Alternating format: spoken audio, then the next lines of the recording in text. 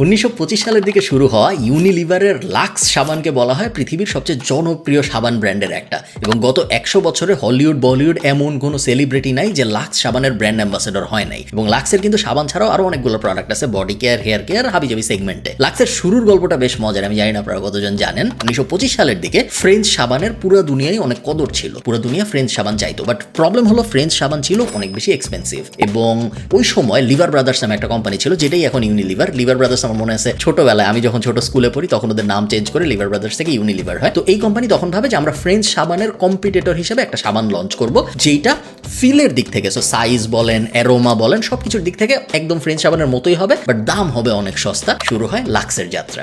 শুরুর দিকে যখন লাক্স শুরু হয়, লাক্স কিন্তু ছেলে মেয়ে বুড়ো সবাইকে টার্গেট করে সাবান বানাইছে, কোনো স্পেসিফিক টার্গেট অডিয়েন্স ছিল না লাক্সের। এবং খুব তাড়াতাড়ি ওরা বুঝতে পারে যে মনে হয় এই আইডিয়াটা খুব একটা ভালো হয়নি। 1933 সালে থমসন নামে একটা রিসার্চ কোম্পানি আছে আমেরিকায়, মার্কেটিং এজেন্সি টাইপ একটা জিনিস। ওরা একটা মজার কাজ করে, জিনিসটা একটু গিমিকি, আমি রেকমেন্ড করবো না আপনারা এরকম কিছু করেন। ওরা হলিউডের, আমি এক্সাক্ট নাম্বারটা মনে করতে পারছি না, 430 জনের মতো সেলিব্রিটিকে ওরা লাক্স সাবান পাঠায় এবং বলে যে লাক্স সাবানটা আপনি পেয়েছেন নাকি আমাকে জানাবেন। ভালো মন্দ এরকম কিছু কিন্তু বলে না, রিভিউ টিভিউ দিতে বলে না, বলে যে পেয়েছেন নাকি জানাবেন। এবং বেশিরভাগ মানুষই যেহেতু ভদ্র, তারা রিপ্লাই দিয়ে বলে হ্যাঁ আমি আপনার সাবান পাইছি। এরপরে এই থমসন এজেন্সিটা একটা ক্যাম্পেইন সাজায় যে হলিউডের প্রত্যেক 10 জনের 9 জনের বাসায় লাক্স সাবান আছে। এবং কথা সত্য, আবার কথা পুরোপুরি সত্য না, if you know what I মিন।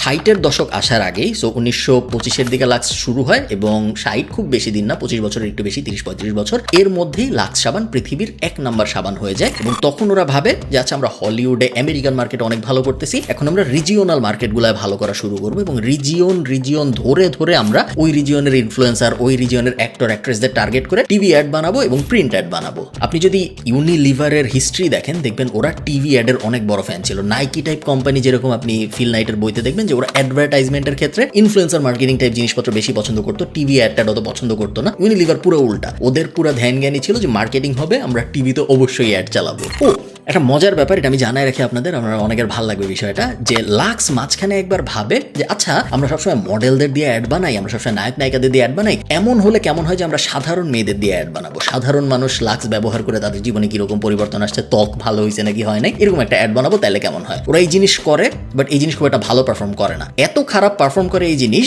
যে মানুষ লাক্সের সাবান কেনা বন্ধ করে দেয় এবং দোকান থেকে লাক্স সরায় ফেলতে শুরু করে। দোকানের সাধারণ মানুষ যাদের দোকান, যে এই সাবান বিক্রি হয় না, এই সাবান আমরা দোকানে রাখবো না। লাক্স বা ইউনিলিভার তখন যে জিনিসটা করে, ওরা বুঝে যে এই আইডিয়া ফেল করছে, বাট ওদের মাথায় এই ব্যাপারটা থাকে যে আচ্ছা এই আইডিয়াটা ভালো, বাট এটা মনে হয় লাক্সের সাথে যায় না। সো ওরা ওটার একটা সেপারেট নাম দেয়, যে নামটা হলো ডাভ। ডাভ সাবানটা কিন্তু এখন বাংলাদেশ সহ পুরো দুনিয়ায় অনেক পপুলার, এবং ওই সাবানটার ব্র্যান্ডিং এভাবেই করা হয় যে এটা সাধারণ মানুষের সাবান। আপনি ডাভের ব্র্যান্ডিং এ কখনো জনপ্রিয় মডেল, নায়ক নায়িকাদের দেখবেন না, ওখানে সবসময় সাধারণ মেয়েরা থাকে। বাট অন্যদিকে লাক্সের ক্ষেত্রে এটা একটা অ্যাসপাইরেশনাল প্রোডাক্ট, এটা সবসময় দেখবেন মার্কেটিং এর সময় নায়ক নায়িকা, গায়ক গায়িকা এদেরকে ব্যবহার করা হয়। ব্যাপারটা বেশ ইন্টারেস্টিং। আচ্ছা, মজার গল্প মাত্র শুরু। 1964 সালে লাক্স বাংলাদেশের মার্কেটে প্রবেশ করে। তখনও বাংলাদেশ হয় নাই, 1964 সালের কথা বলতেছি। তো ভারতীয় উপমহাদেশে লাক্স ওই সময় বাংলাদেশে আসে এবং কবরই হয় লাক্সের প্রথম ব্র্যান্ড অ্যাম্বাসেডর।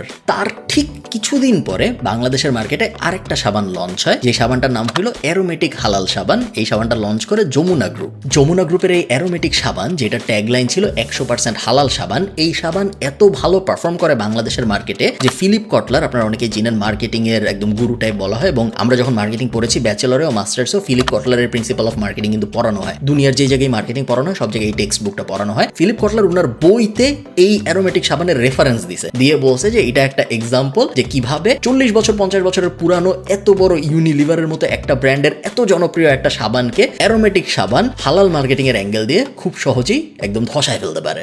এই যমুনা গ্রুপের হালাল সাবানের মার্কেটিং এর আইডিয়াটা যার, সৈয়দ আলমগীর, উনার আরেকটা কোম্পানিতে মার্কেটিং এ ভূমিকা ছিল। আপনারা ছোটবেলায়, আমি 90s কিডস, আমি জানি আপনাদের মনে আছে নাকি, বেশিরভাগের হয়তো মনে নেই, পেগাসাস শুজ বলে একটা জিনিস ছিল, জুতা। ওইটাও বেশ ভালো করেছিল বাংলাদেশে, এবং ওইটার ক্যাম্পেইনও যে সাজাইছিল ওই একই লোক 100% হালাল অ্যারোমেটিক সাবানের ক্যাম্পেইন সাজিয়েছিল।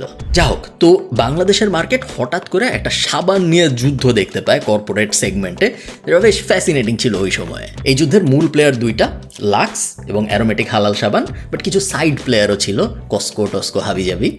বলা হয় লাক্স বাংলাদেশের মার্কেটে যেই পরিমাণ স্ট্রাগল ফেস করছে তাদের সাবানটাকে লঞ্চ করার জন্য, এই পরিমাণ স্ট্রাগল দুনিয়ার আরো 99টা দেশে ওই সময় পাওয়া যেত লাক্স, ওই 99টা দেশে হয়নি। এই জিনিস কেন হইল? দেখেন, অ্যারোমেটিক সাবান যখন লঞ্চ করা হয় ওদের মার্কেটিংটা এভাবেই করা হয় যে আমাদের সাবানে কোনো পশুর চর্বি ব্যবহার করা হয় না, আমাদের সাবান 100% হালাল। সো অবভিয়াসলি আমাদের 90% মুসলিমরা ওইটা পছন্দ করে, বাট শুধু তা না, আমাদের যে হিন্দু জনগোষ্ঠী ছিল ওই সময় বাংলাদেশে তারাও এটা পছন্দ করে, কারণ 100% অ্যানিমাল ফ্যাট ফ্রি, পশুর চর্বি টর্বি ব্যবহার করা হয় না। এটার মানে হলো গরু টরুও ব্যবহার করা হয় না, যেটা ধর্মীয় অ্যাঙ্গেল থেকে হিন্দুদের জন্য পছন্দ হয়েছিল, ফেভারেবল ছিল যে আচ্ছা ঠিক আছে, তার মানে কোনো পশুর ফ্যাট নাই, আমি 100% ওই হালাল সাবানের দিকেই যাই, আমি লাক্সের দিকে যাব না। এটা একটা খুব ইন্টারেস্টিং উইন ছিল এই কোম্পানিটার জন্য, এবং একদম মানে রাত থেকে ভোর হয়েছে এবং 15% মার্কেটের দখল চলে আসছে ওদের কাছে। বাংলাদেশের ইতিহাসে পরে অনেক হালাল হারাম ট্যাগ দিয়ে মার্কেটিং হয়েছে, বাট এটা ছিল প্রথমবার যখন একটা প্রোডাক্টকে হালাল ট্যাগ দিয়ে ওই প্রোডাক্টের মার্কেটিং করা হয়েছে, এবং এটা ছিল একটা সফল উদাহরণ। এখন কথা হইলো, এত জনপ্রিয় সাবান এত ভালো করলো, এখন দোকানে গেলে আমরা 100% হালাল অ্যারোমেটিক সাবানটা দেখি না কেন? কি হইলো ওই সাবানের?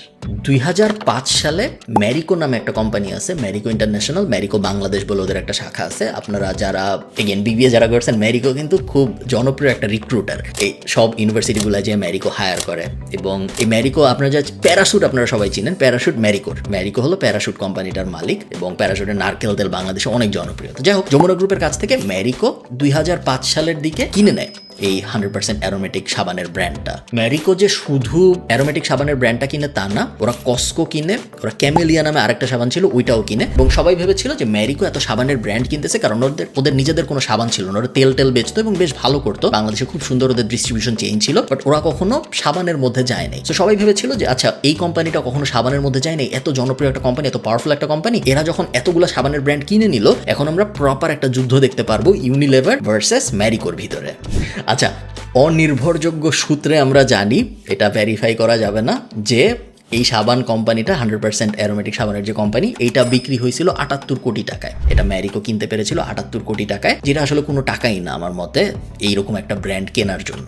যখন ম্যারিকো এই সাবানের কোম্পানিগুলো কিনে, তখন ইউনিলিভার খুব সিরিয়াস হয়ে যায় ওদের মার্কেটিং নিয়ে। ওরা ভাবে যে আচ্ছা এত বড় আরেকটা কোম্পানি কিনছে, যমুনা গ্রুপ অত বড় ছিল না ওই সময়, সো কম্পিটিশন এখন মনে হয় আর অনেক সিরিয়াস হবে, এবং ইউনিলিভার লস করে করে লাক্সের প্রমোশন করা শুরু করে, ক্রেজি স্টাইলের প্রমোশন। 1997 সালে লাক্স শুরু করে Lux Anandadhara miss photogenic beauty contest, যেটা ছিল বাংলাদেশের মার্কেটে প্রথম বিউটি কন্টেস্ট যেটা জনপ্রিয় হয়। এবং এই বিউটি কন্টেস্টের নাম হয়তো আপনারা কেউ শুনেন নাই, আমিও শুনিনি এই রিসার্চের আগ পর্যন্ত, বাট এই বিউটি কন্টেস্ট থেকে যারা বের হয়ে আসছে তাদের নাম আমি এখানে লিখে রাখছি, তাদেরকে আপনারা চিনেন। এখান থেকে বের হয়ে আসছে অপি করিম, মৌসুমী এবং তিন্নির মতো মডেল, যারা পরবর্তীতে বাংলাদেশের জনপ্রিয় মডেল হয়েছে প্রত্যেকেই। 1997 সালে ওই জিনিস শুরু হয়, তার কিছুদিন পরে লাক্স শুরু করে Lux channel I superstar type আরেকটা জিনিস, যেটাও একটা মডেল হান্টিং জিনিস, এবং ওটাও ব্যাপক জনপ্রিয়, যেটা এখন প্রত্যেক বছরই হয়। এই জিনিসগুলো করতে করতে সৌন্দর্য এবং লাক্স এই দুইটা একদম সিনোনিমাস হয়ে যায়, যে সৌন্দর্য মানেই মনে হয় লাক্স, যদি আমি সুন্দর হইতে চাই তাহলে মনে হয় আমার লাক্স সাবান ব্যবহার করতে হবে।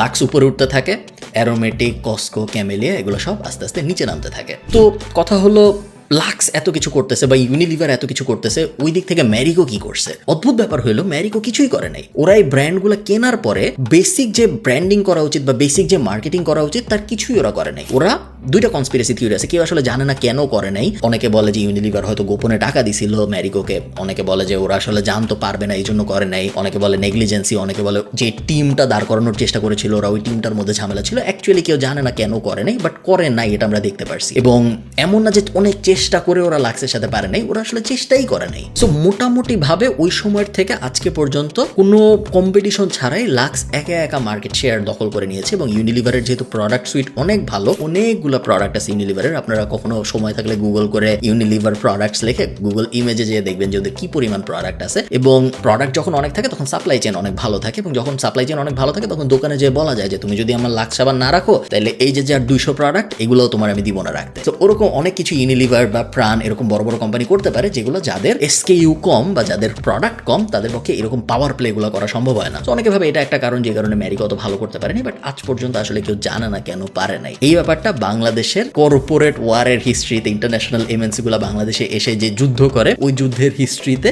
একটা আনফিনিশড মিস্ট্রি টাইপ ব্যাপার, যেটা আমরা আগে জানি না যে কি হয়েছে। আপনাদের কি মনে হয় আমাকে জানাবেন যে আসল কাহিনীটা কি, কেন এরকম হইল, এবং কেন লাক্সের সাথে প্রতিদ্বন্দ্বী হিসেবে কেউ দাঁড়াইতে পারলো না। এমন কিন্তু না যে লাক্সের ব্র্যান্ডিং আরবান সমাজে খুব স্ট্রং। আপনি যদি একজন আরবান মানুষ হয়ে থাকেন, আপনার মা, আপনার গার্লফ্রেন্ড, আপনার বউ, আপনার বোন এরা কেউ লাক্স ব্যবহার করে এই চান্স কম আমার ধারণা। আপনি তাদেরকে জিজ্ঞেস করে দেখেন, বা আপনি যদি সে নিজে হন তাহলে আপনি নিজে চেক করে দেখেন যে আপনি লাক্স ইউজ করেন, এই চান্স কম। একটু আরবান সমাজের বাইরে যদি আমরা যাই, লাক্স বলেন, প্যারাশুট বলেন, এই প্রোডাক্টগুলো বা ম্যাজিক টুথ পাউডার, আমি যখন ছোটবেলায় পড়ছিলাম ম্যাজিক টুথ পাউডার প্রত্যেকদিন 1 কোটি টাকার বিক্রি হইতো, এবং ভয়ঙ্কর ব্যাপার ছিল যে আমি জীবনে কোনোদিন ইউজ করিনি এরকম একটা প্রোডাক্ট প্রত্যেকদিন এত কোটি টাকার বিক্রি হচ্ছে। সো এই ব্যাপারগুলো আমার কাছে বেশ ইন্টারেস্টিং লাগে, এই কর্পোরেট সাইডের জিনিসপত্র। আপনাদের কেমন লাগে আমি জানি না। সো এই যে লাক্স ভার্সেস অন্যান্য ব্র্যান্ডগুলার একটা সাবান নিয়ে যুদ্ধ, এই ব্যাপারটা নিয়ে আপনাদের আজকে একটু জ্ঞান দিতে চাইছিলাম। ভালো থাকবেন সবাই, সবার সাথে আমার দেখা হবে পরের ভিডিওতে।